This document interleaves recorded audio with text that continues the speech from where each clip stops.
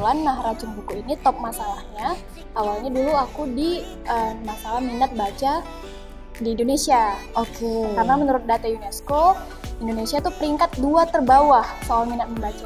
Kalau boleh tahu sekarang dosen pembimbingnya untuk racun buku siapa? Dosen kami Pak Dani Sitompul. Pak Dani Sitompul. Startup yang baik itu yang memberikan banyak dampak. Mana? Nah, jadi karena racun buku diangkat dari masalah orang yang malas membaca, kami gali lagi orang tuh malas membaca karena apa. WBI itu bukan jadi tempat yang terbatas sebatas kamu udah sarjana gitu ya, tapi karena ada terikatan bisnis, kamu itu bisa terus-terusan punya hubungan yang baik dengan kampus.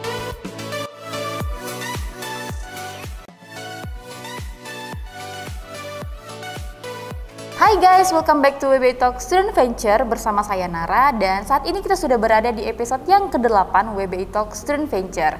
Selalu support program ini by subscribe, like, comment, and share, dan jangan lupa untuk press the notification bell. Di episode WBI Talk Student Venture kali ini kita akan berbincang-bincang dengan salah satu mahasiswa Politeknik WBI yang berprestasi dan pastinya akan menginspirasi teman-teman semua. Jangan di skip, karena WBI Talk kali ini kita akan membahas tentang bisnis industri kreatif. Langsung saja saya sudah bersama dengan founder of Racun Buku, Cantika Manda. Halo Cantika. Halo. Nah, gimana nih kabarnya? Udah masuk ke semester baru lagi, ya kan? Gak terasa ini udah bulan 10, udah masuk perkuliahan lagi. Gimana nih perasaannya bisa kembali lagi ke kampus? Yang pasti seneng ya, karena hampir nyaris 2 tahun di rumah aja. Kelas juga dari laptop terus. Yes. Ini lumayan semangat nih. Lumayan semangat ya, kayak kerasa mahasiswa baru gak sih? Kerasa mahasiswa baru. Tapi udah tua juga kan? Tapi nggak mahasiswa baru. Oke, sebelum kita ngobrol-ngobrol masuk ke topik, kita boleh perkenalan dulu. Silahkan. Halo, aku Cantika, founder dari Racun Buku. Hari ini adalah mahasiswi tingkat akhir di Politeknik WBI, jurusan akuntansi perpajakan. Oke, founder of Racun Buku pastinya. Oke, itu dia perkenalan dari Cantika Mandas. Yang mau tanya lebih lanjut, boleh langsung ke Instagramnya @cantikamandas. Oke, langsung masuk ke topik kita hari ini. Dan ngomongin tentang produk nih ya, Cantika. Jadi saya sudah sering banget ngobrol-ngobrol sama Cantika, karena Cantika ini memang salah satu mahasiswa kita yang ada aja terus prestasinya gitu. Jadi kapan sih kepikiran punya ide Racun Buku? Lalu prosesnya itu sampai sekarang bagaimana? Lebih ke peranannya kampus sih gitu ya. Jadi mungkin orang taunya ya siapa aja sih, semua orang pasti bisa gitu ya buat bisnis, tapi peranan kampus dan membawa Cantika dan Racun Buku sampai ke tahap ini tuh bagaimana? Oke. Jadi adanya Racun Buku ini nggak lepas dari perannya kampus tentunya, benar Kak Nara. Terutama itu di kelas entrepreneur. Jadi kelas E, biasa anak WBI itu sebutnya kelas E. Nah, di kelas E ini kita tuh benar-benar berproses. Jadi ini nggak langsung, oh aku buat Racun Buku, nggak langsung gitu. Jadi kita tuh di semester 2, jadi kelas E ini tuh dari semester 1 sampai semester 6. Nah, kita tuh dibiarin dulu solo dari E1 sampai E2. Nah, kemudian di E2 kita disuruh cari masalah. Masalah apa nih? Masalah hidup? Masalah hidup, semua masalah orang, kita harus cari masalah. Oke. Jadi setelah cari masalah, kita harus validasi dari banyak orang bahwa itu sebenarnya juga masalah. Kadang kan ada suatu hal yang hanya kita yang menganggap itu masalah, orang lain enggak. Tapi harus dari sisi bisnis gitu ya? Iya benar, yang berpeluang. Gitu. Jadi kita harus cari teman-teman kita untuk memvalidasi bahwa itu juga benar-benar masalah. Nah, setelah mendapat validasi dari banyak masalah itu kan pasti ada top masalah nih. Benar. Nah, jadi kebetulan Racun Buku ini top masalahnya. Awalnya dulu aku di masalah minat baca di Indonesia. Oke. Karena menurut data UNESCO, Indonesia tuh peringkat 2 terbawah soal minat membaca. Wow. Jadi itu yang aku angkat. Nah, itu yang dapat menjadi top masalahnya. Kemudian di semester 3 di E3 kita diminta untuk mencari orang-orang yang satu visi. Orang-orang yang setidaknya memikirkan bahwa itu benar-benar masalah yang harus diselesaikan. Oke. Nah, jadi mencari orang yang satu visi, kemudian orang-orang yang solid lah, yang bisa diajak menjadi tim. Nah, mulai dari semester 3 kita udah bertim. Kemudian yaitu brainstorming, diskusi, peluang apa yang bisa kita ambil dari masalah ini. Setelah membentuk tim, kemudian dibimbing, pastinya setiap tim dikasih dosen pembimbing dari kelas E. Oh, jadi satu tim satu dosen venture pembimbing. ada dosen pembimbingnya. Jadi ada dosen yang bertanggung jawab atas venture tersebut. Benar. Itu untuk bimbingan, untuk kita diskusi, karena pasti yang ditempatkan menjadi dosen pembimbing orang yang expert di bidangnya. Misalkan kayak kami industri kreatif, orang-orang yang pasti kampus menempatkan dosen-dosen yang cocok di industri kreatif itu siapa? Pasti orang yang benar-benar harus dosen entrepreneur kah atau sejauh ini enggak sih? Oh, sejauh Karena ini justru enggak ya. Jadi sebenarnya peluang untuk menjadi seorang dosen pembimbing entrepreneur itu bukan harus dosen entrepreneur. Bukan. Tapi justru orang yang kira-kira bisa memberikan insight apa. Lebih ke situ ya. Jadi kalau boleh tahu sekarang dosen pembimbingnya untuk Racun Buku siapa? Dosen kami Pak Dani Sitompul. Pak Dani Sitompul. Yeay. Terus, nah tentang ide nih, balik lagi ke ide. Jadi emang dari awal ini idenya dari Cantika dulu pure, gitu. Baru membentuk sebuah tim yang akhirnya sampai sekarang semester 7 ya Cantika ya. Udah 7 semester, padahal E-nya udah selesai tuh kan sampai E6 doang. Tapi sampai E7 masih terus berproses intinya gitu ya kan. Karena memang E sendiri tidak membatasi ya. Misalkan kita sudah selesai kontraknya sampai E6, mereka tetap membuka diri untuk kita bimbingan. Jadi kayak yang kayak kami semester 7 tuh masih boleh masuk ke kelas E untuk bimbingan, untuk menerima nasihat segala macam. Asik banget. Kalau udah tamat kira-kira masih boleh nggak ya? Masih boleh sih seharusnya. Masih boleh, ya? Banyak juga sih alumni yang aja diskusi gitu. Wow, jadi sebenarnya kampus itu, kampus WBI itu bukan jadi tempat yang terbatas sebatas kamu udah sarjana gitu ya. Tapi karena ada terikatan bisnis, kamu itu bisa terus-terusan punya hubungan yang baik dengan kampus. Benar. Nice banget. Di mana lagi kampusnya? Kalau bukan di PWBI. Oke, jadi ngomongin tentang buku Cantika, ini kan saya juga sebenarnya bukan salah satu orang yang suka baca buku, tapi selalu kepo nih bukunya tentang apa ya gitu. Jadi sebenarnya dari visi misinya Racun Buku, dari kata-katanya Racun Buku itu sebenarnya konsepnya kemana sih? Terus kayak produk yang ditawarkan ke masyarakat itu apa dan masyarakat bisa dapat apa? Benar. Jadi kami dapat nasihat nih kemarin ya dari dosen pembimbing. Startup yang baik itu yang memberikan banyak dampak. Benar. Nah, jadi karena Racun Buku diangkat dari masalah orang yang malas membaca, kami gali lagi orang tuh malas membaca karena apa. Nah, dapat beberapa top poin. Ada karena tidak punya waktu. Mereka misalkan bekerja seharian dari jam 7 sampai jam 5, mereka sampai rumah istirahat, nggak punya waktu nih untuk membaca. Kemudian buku ini relatif mahal. Iya. Buku relatif mahal, jadi mereka merasa nggak worth it nih dibeli segini, mending aku beli yang lain gitu. Ada perbandingan yang lebih murah. Nah, kemudian dari situ kami berpikir bahwa hal-hal seperti ini juga menghambat para penulis, terutama penulis independen untuk mencari pasar di Indonesia. Yes. Karena orang berpikiran buku mahal, nggak usah lah beli buku gitu. Betul. Atau nggak ada waktu, untuk apa beli buku, nggak kebaca juga gitu. Benar. Nah, jadi kami berkolaborasi bersama penulis independen untuk mengemas buku mereka menjadi podcast. Nah, podcast itu kan bisa didengarkan di mana aja. Iya. Jadi yang tadinya orang juga nggak bisa beli buku karena merasa mahal, bisa mendengarkannya. Iya. Nah, kemudian orang yang tidak mempunyai waktu untuk membaca bisa mendengarkannya di mana aja. Misalkan lagi nyetir, dia bisa sambil dengerin. Benar juga sih. Intinya kan sebenarnya sekarang orang kalau misalnya kerja pun pasti kan dengar musik at least.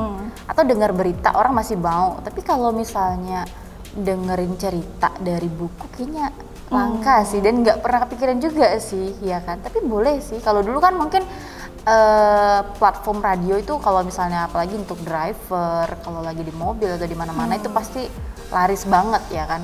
Mungkin nggak kepikiran, tapi ya karena ada yang mau didengerin ya udah lanjut gitu ya kan. Tapi kalau ini boleh juga gitu, boleh juga ya kan playlist di mobil diganti sama podcast book atau ya audiobook gitu ya. Ya bagus juga daripada kita capek-capek baca sambil nyetir 2 jam mungkin ya kan dari sini atau ke satu kota selesai deh satu buku. Nice idea banget ya sebenarnya. Terus gimana lagi? Marketnya jadinya ada 2 lah ya atau lebih sih? Iya, berada di tengah-tengah lah untuk memasarkan, membantu penulis independen, untuk membantu orang yang nggak punya waktu untuk membaca juga. Oke, jadi dapat 2 ya. Kita bukan jadi Racun Buku itu bukan nyelesain masalah dari sisinya orang yang pengen baca, tapi dari sisi penulisnya juga dapat. Keren banget ini.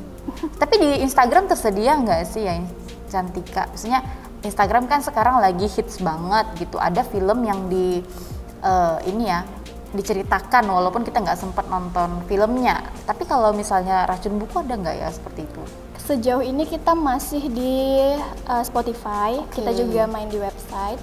Memang rencana kedepannya kita akan masuk ke Instagram Reels untuk review-review buku, kemudian kita juga bakal kedepannya mencoba masuk ke YouTube. Masuk ke YouTube, jadi orang denger podcastnya dari YouTube, podcast booknya ya. Oke, itu jauh lebih baik sih. Karena kan sekarang platformnya kita lagi bosen, pasti bukanya Instagram gitu ya. Yang buka, saya nggak bilang Spotify karena saya bukan anak Spotify ya kan. Nggak tahu sama yang lain, tapi sejauh ini kayaknya Instagram sama TikTok itu lagi hits-hitsnya banget. Benar-benar. Dan YouTube juga ya lumayan lah, tapi YouTube lebih ke trending sih. Kalau misalnya Instagram kan bisa masuk ke kalangan teman-teman, kalau YouTube mungkin susah gitu ya. Tapi kalau Instagram atau TikTok kayaknya good idea banget. Ditunggu ya Cantika, saya bakalan dengerin loh. Saya tagih. Oke, Cantika ini kemarin juga udah menang beberapa penghargaan ya. Congratulations for Racun Buku.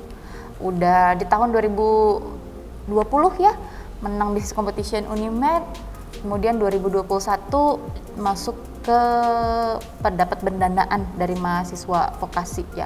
Dari Dikti. Dari Dikti, iya benar dari Dikti. Itu berapa juta? Dari Dikti sekitar 16 jutaan. 16 juta rupiah. Aduh, duitnya masuk kantong atau harus pertanggungjawaban tuh? Untuk inilah. Tetap untuk bisnisnya ya. Jadi memang sebenarnya program pemerintah yang dari Dikti ini programnya untuk tetap support dari sisi bisnis. Bukan masuk kantong jajan gitu ya. Bukan. Walaupun ada juga lah ya, pasti kan ada juga lah untuk mendukung podcast. Kita juga mungkin perlu kunjungan atau apapun. Jadi sejauh ini ada berapa penulis sih yang udah kalian ajak kerjasama untuk podcast bareng? Hari ini untuk penerbit indie kita udah bekerja sama dengan 2 penerbit indie. Untuk podcast yang bisa diakses sekarang itu baru buku ini, buku Struggle. Jadi kawan-kawan bisa kunjungi racunbuku.com. Di sana itu sudah tersedia, bisa langsung dengerin. Oke, jadi itu udah sama penulisnya langsung ya? Iya.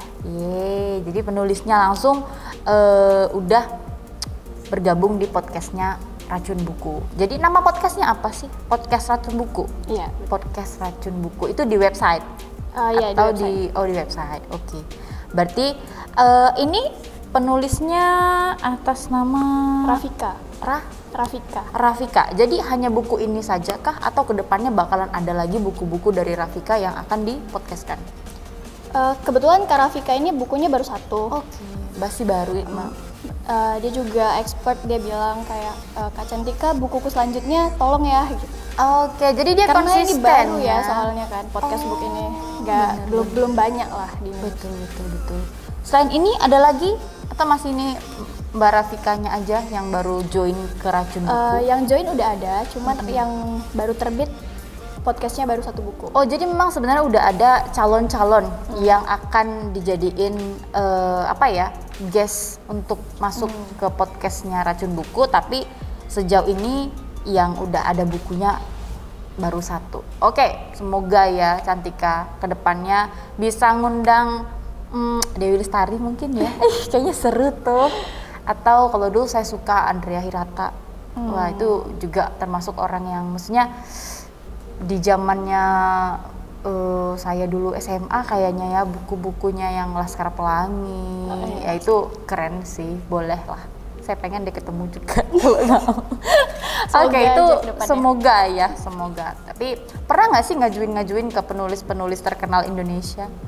Belum. Belum ya? Karena fokus utama dari Racun Buku hari ini tuh masih ke penerbit indie sama penulis indie. Betul, lebih ke solusi yang mau ditawarin dari Racun Buku adalah menolong penulis-penulis indie. Ya mungkin kalau penulis-penulis yang udah terkenal, ya apa sih yang perlu disupport gitu ya. Tapi lebih ke penulis-penulis yang masih ya mungkin belum banyak dikenal gitu. Benar. Ya. Tuh, nice banget Cantika. Terharu. Oke Cantika, ini masuk ke rencana ke depan.